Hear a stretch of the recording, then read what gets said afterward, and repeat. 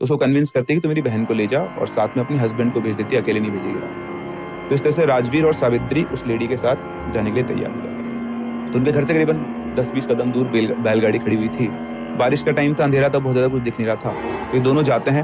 अच्छा, बैलगाड़ी पे वो तिरपाल लगा हुआ था, इससे बारिश में अंदर नहीं होती। तो पहले सावित्री बैलगाड़ी पे चढ़ती है और फिर वो जो लेडी होती है वो बैलगाड़ी पे चढ़ती है। तो बैलगाड़ी पे चढ़ते चढ़ते राजवीर की नज़र एकदम से उस लेडी के पैरों, उसके पैर घूमे हुए थे। वो देखते ही वो समझ जाता है, लेकिन वो क्या करे, सावित्री अंदर जाकर बैठ गई थी और उसे डर था कि अगर वो भी कुछ करेगा तो हो सकता है कि वो उनको नुकसान पहुंचाए। तो वो चढ़ने से पहले बोलता है कि मैं टॉयलेट हुआ था, फिर बाद में रास्ते में तो हो नहीं पाएगा। तो वो ज़्यादा छाता ले रखा था, उसने जाके साइड में और टॉयलेट करना शुरू करता और वही सोच रहा था कि मैं क्या करूँ।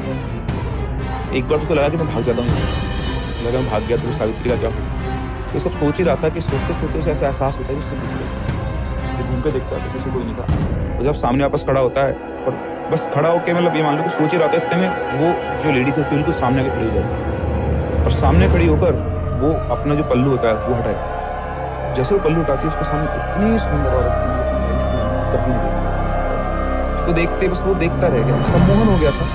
उसके बाद उसने उससे बोला अब चलें। इतना बोलते चुपचाप बिना कुछ बोले वो चला गया, जाके चुपचाप उस बैलगाड़ी के अंदर बैठ गया। वो औरत बैठी और बैलगाड़ी चलना शुरू।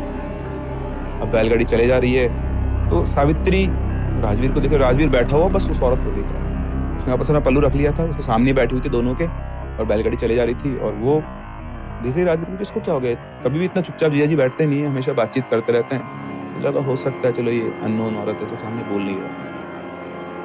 चल रही बैलगाड़ी, वो देख रही कि बैलगाड़ी की स्पीड बहुत तेज है, नॉर्मल बैलगाड़ी चलती है उससे कहीं तेज वो बैलगाड़ी चल रही है। फिर रास्ते में कैसी जगह है जहाँ से रोशनी बन रही थी, तो तिरपाल से गैप होता है वो देख रही थी।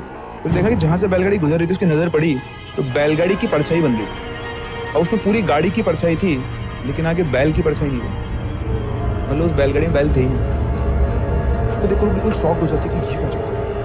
अब उधर देखते हैं राजवीर को, उधर उसको प्रोसेस करके समझ जाती कि कुछ ना कुछ चक्कर है। वो समझ जाती कि औरत सही नहीं।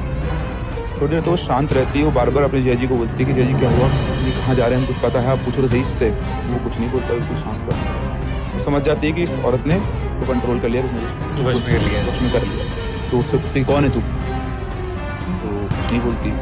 बोलते तू बता कौन है और तूने जिया जी को क्या किया है और हम कहाँ जा रहे हैं, हमको उतारे ही कहीं। तो बोलते चुपचाप बैठी रहो।